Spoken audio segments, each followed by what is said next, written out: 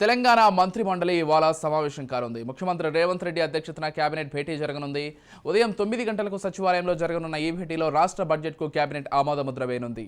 అనంతరం మధ్యాహ్నం 12 గంటలకు శాసనసభలో డిప్యూటీ సీఎం ఆర్థిక శాఖ మంత్రి మల్లు భట్టి విక్రమార్క బడ్జెట్ను ప్రవేశపెట్టనున్నారు. మండలిలో మంత్రి శ్రీధర్ బాబు ప్రవేశపెట్టే అవకాశం ఉంది. కాంగ్రెస్ ప్రభుత్వం వచ్చాక తొలి బడ్జెట్ కావడంతో పాటు పార్లమెంటు ఎన్నికల వేళ రాష్ట్ర ప్రభుత్వం ప్రవేశపెట్టబోతున్న ఓటాన్ అకౌంట్ బడ్జెట్పై సర్వత్రా ఉత్కంఠ నెలకొంది.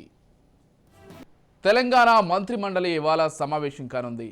ముఖ్యమంత్రి రేవంత్ రెడ్డి అధ్యక్షతన కేబినెట్ భేటీ జరగనుంది. ఉదయం 9 గంటలకు సచివాలయంలో జరగనున్న ఈ భేటీలో రాష్ట్ర బడ్జెట్కు కేబినెట్ ఆమోదముద్ర వేయనుంది.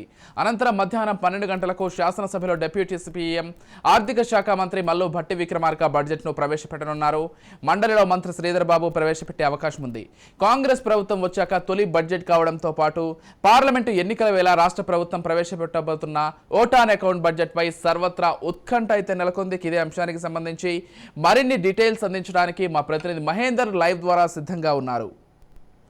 చెప్పండి మహేందర్, మొత్తంగా కాంగ్రెస్ ప్రభుత్వం ఏర్పడిన తర్వాత తొలి బడ్జెట్ను ప్రవేశపెట్టబోతోంది. దీంతో ఈ బడ్జెట్ పైన సర్వత్రా కొంత ఉత్కంఠ నెలకొందనే చెప్పుకోవాలి. అసలు మొత్తంగా దీనికి సంబంధించిన పూర్తి అప్డేట్స్ ఏంటి మహేందర్?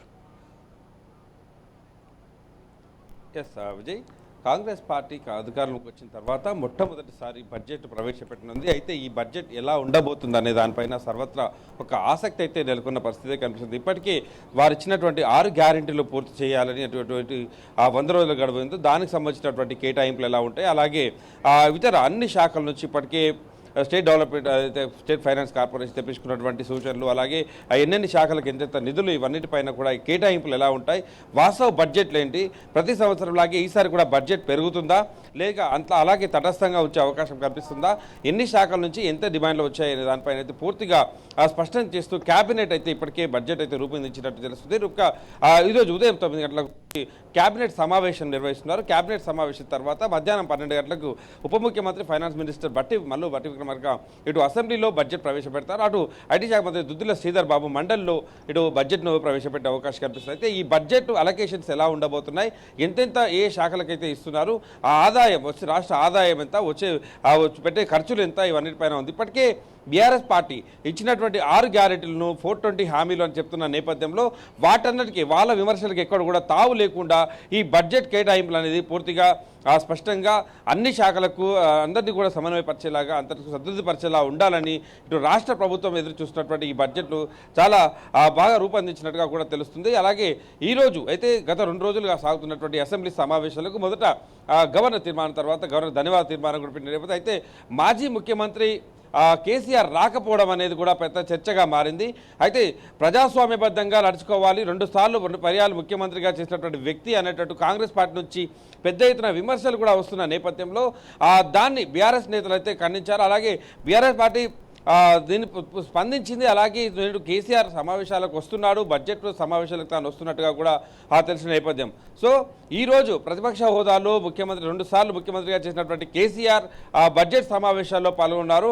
అలాగే ఇప్పటికే రాష్ట్ర ప్రభుత్వం ఏర్పాటైన నుంచి కూడా కాళేశ్వరంలో అవినీతి అంటూ ఇటు ఇరిగేషన్ శాఖ పైన అటు మొత్తం అన్ని శాఖలపైన శ్వేతపత్రాలు విడుదల చేయడం, అలాగే ఎంక్వైరీలకు పిలవడం, ఇవన్నీ కూడా చూస్తూనే ఉన్నాం. మరోపక్క హెచ్ఎండిఏ స్థాయిలో ఉద్యోగి వందల కోట్లు ఆర్జించడం, దాని వెనుకాల ఉంటే ఐఏఎస్ల పాత్ర కూడా రావడం, మరి దాంట్లో అధికార పార్టీకి చెందినటువంటి నేతలు దగ్గర నుండి చేయించడం వల్ల ఇంత అవినీతి పెరిగిందని చెప్పుకోవడం, ఇవన్నీ చర్చిస్తున్న నేపథ్యంలో ఇటు బడ్జెట్ సమావేశాలతో పాటు వీటన్నిపైన కూడా చర్చ జరిగే అవసరం ఖచ్చితంగా కనిపిస్తుంది. సో మొత్తానికి రాష్ట్ర ప్రభుత్వం ప్రవేశపెట్టబోయే బడ్జెట్ పైన అయితే సర్వత్రా ఒక ఉత్కంఠ అయితే నెలకొన్న పరిస్థితి ఉంది. ఎంత కేటాయింపులు ఎలా ఉండబోతున్నాయి అనే దానిపైన అయితే ఉంది. అలాగే స్టేట్ సెంట్రల్ గ్రాంట్ ఎలా ఉండబోతున్నాయి, ఎంతవరకు నిధులు తెప్పించారు, మనం అంకెల పరంగా చూసుకున్నట్లయితే దాదాపు ఇటు సెంట్రల్ నుంచి వచ్చేటువంటి ఫండ్ ఎంత ఉంది. ఇప్పటికే రాష్ట్ర ప్రభుత్వం ప్రతిసారి కూడా హైక్ చేస్తుంది. ఇటు బడ్జెట్ అని చెప్పిన నేపథ్యంలో ఈసారి హైక్ ఉండబోదని దాదాపు స్పష్టమవుతున్న పరిస్థితి కనిపిస్తుంది. ఇక కేంద్ర గ్రాంట్ల రూపంలో మనం చూసుకున్నట్లయితే 41,259 కోట్లు చెప్పినప్పటికీ 9 నెలల్లో కేవలం 4,900 కోట్లు మాత్రమే, అంటే 12% మాత్రమే వచ్చిన నేపథ్యం. దీంతో 54,000 కోట్ల తేడా వచ్చినట్టుగా ఇక రాష్ట్ర రెవెన్యూ 9 నెలల్లో 1.52 లక్షల కోట్ల అంచనా వేసుకుంటే 9.59 కోట్లు సమకూరిందని, మొత్తం ఏడాదికి రెవెన్యూ 2.16 లక్షల కోట్లు రావాల్సి ఉండగా 1.2 కోట్లు మాత్రం, అంటే కేవలం 57% సాకారమైందని, ఇటు విద్యా వైద్యం సంక్షేమానికి ఎక్కువ ప్రాధాన్యత ఉన్నట్టుగా ముఖ్యమంత్రి చెప్పిన వాటికి గతం కంటే ఎక్కువ కేటాయింపులు ఉంటుందనేది స్పష్టంగా ఉంది. ప్రతిపక్షం నుంచి వచ్చే విమర్శలకు మాత్రం తావు లేకుండా బడ్జెట్ రూపొందించినట్టుగా కూడా ఇటు ప్రభుత్వం చెప్తున్న పరిస్థితి కనిపిస్తుంది. ఎస్ అండి మహేందర్, ప్రధానంగా 6 గ్యారంటీలకు సంబంధించి దాని నిధుల సేకరణకు సంబంధించి బడ్జెట్లో ఫోకస్ చేయనున్నట్లుగా తెలుస్తోంది. దాంతోపాటుగా గ్రామీణాభివృద్ధి ఇరిగేషన్ డిపార్ట్మెంట్కి సంబంధించి కూడా ఎక్కువగా ఫోకస్ చేస్తున్నట్లుగా తెలుస్తోంది. అంటే 6 గ్యారంటీలకు సంబంధించి ఉన్న బడ్జెట్కి సంబంధించి అంటే దగ్గరగా 3 లక్షల కోట్ల బడ్జెట్ ప్రవేశపెట్టబోతున్నారనే ఒక చర్చ కూడా వస్తోంది. అంటే మొదటిసారిగా 3 లక్షల కోట్ల మార్కును టచ్ చేయబోతోంది బడ్జెట్ అని కూడా కొంతమంది భావిస్తున్నారు. అంటే ఎలా చూడాలి? ప్రధానంగా 6 గ్యారంటీలకు సంబంధించి బడ్జెట్ మొత్తం కూడా ఫోకస్ అయ్యే అవకాశం ఉందా?